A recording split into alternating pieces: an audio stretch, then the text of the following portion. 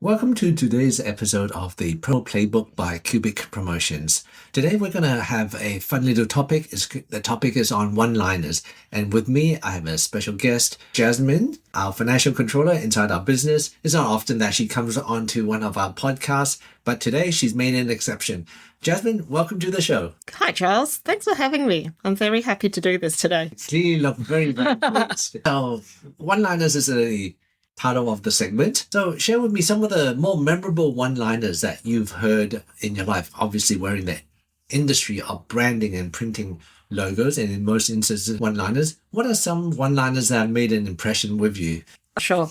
So I feel like this is going to reflect my age, but I definitely like the jingles. I like Bingley. Also, another one that's always been my favorite is Lucky You're with Amy. They've kind of really sat with me, and if anything, everyone asks for a jingle, those are the two that I always come up with. So these are not just simply one-liners, but these are one-liners that with a tune and a melody. So that clearly moves the needle for you, that the most effective one-liners are not just the words in the cell, whether they rhyme or not, but whether they come along with a tune. Correct. I believe so, yeah. They definitely do resonate with me the most. For the listeners who are out there and listening internationally, you've just come up with some jingles that are Australian-based, I believe, and for advertisements. Yes, Amy is a Australian insurance brand. Great. And have you heard and of... as well Bingley.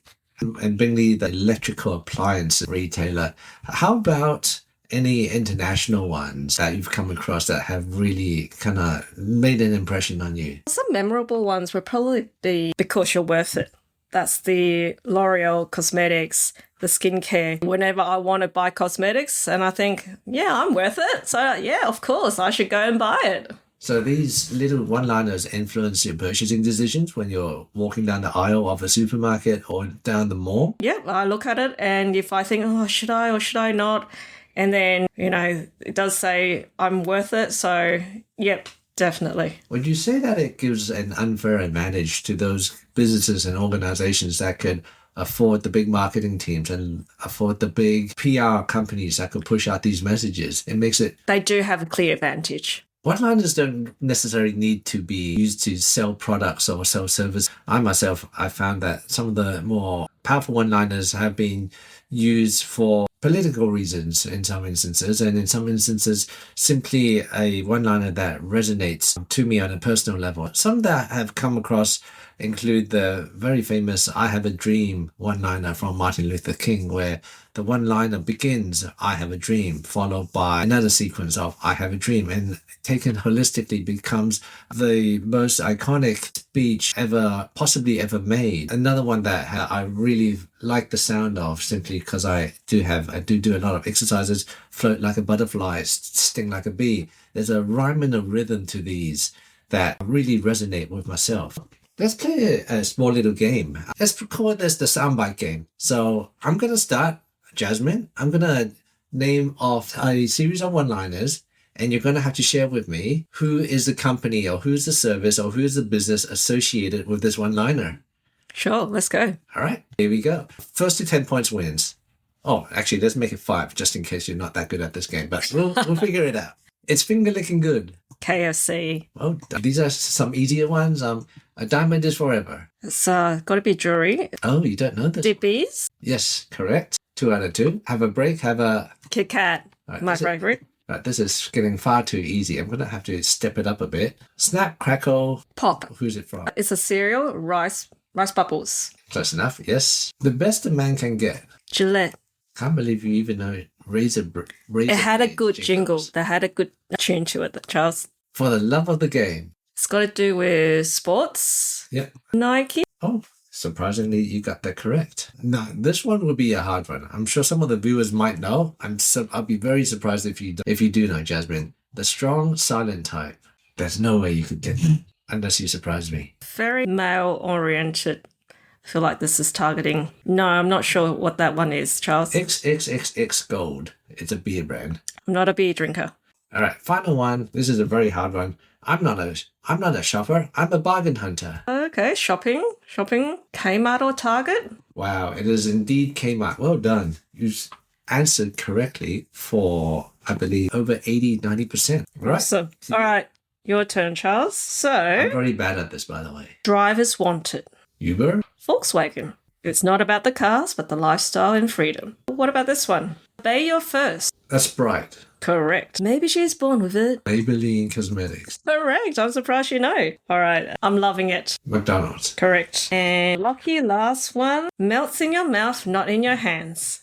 Oh, that's the chocolates. But I don't believe they use that jingle anymore because it's been literally decades since since I've last seen an advertisement. They seem to have stopped advertising altogether, come to think about it. But it's very true. They don't melt in your hands.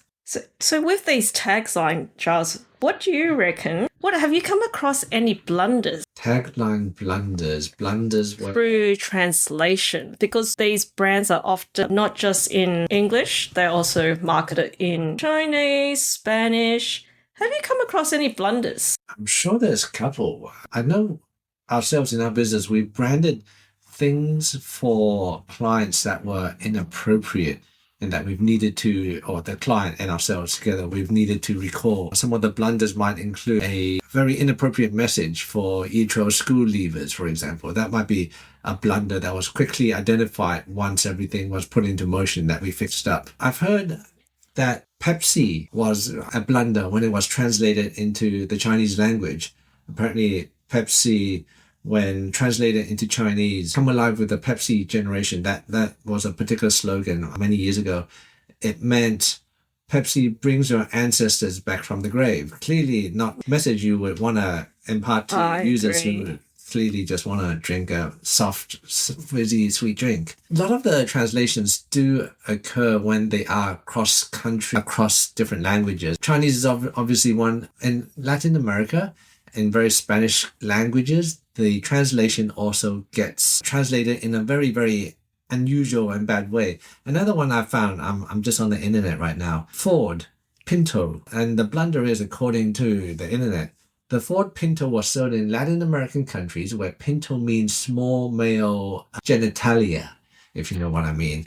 Why it's funny? Obviously it's funny because why on earth would you want to call your name or your car name of your car a Pinto? So that was very, very unfortunate in their instance. Another one that I found online as well, the Chevrolet Nova. When Chevrolet, the car brand, marketed their Nova car in Spanish-speaking countries, they didn't realize Nova means a go in Spanish. So obviously that's a very, very unusual one. How about yourself? I know the word Holden becomes very, very, when translated into perhaps a Cantonese language. Holden. I don't know that one.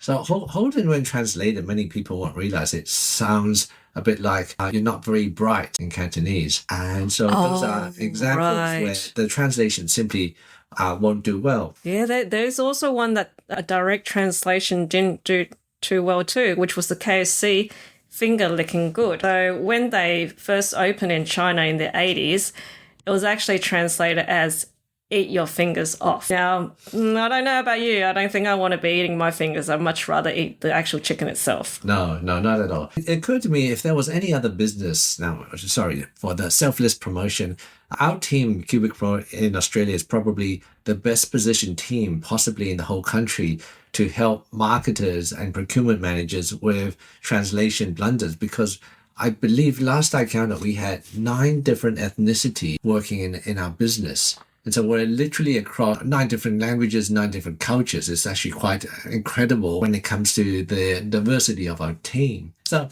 anyway, I thought we are a very multicultural country. Plug. Well, thank you, Jasmine, for joining us on today's discussion on one-liners. To the audience out there, have you heard or come across any one-liners that you thought were thought-provoking, funny, inappropriate? We'd like to hear it from you. We'd like to see what you have got out there. Please leave us a message on a social media channel of your choice.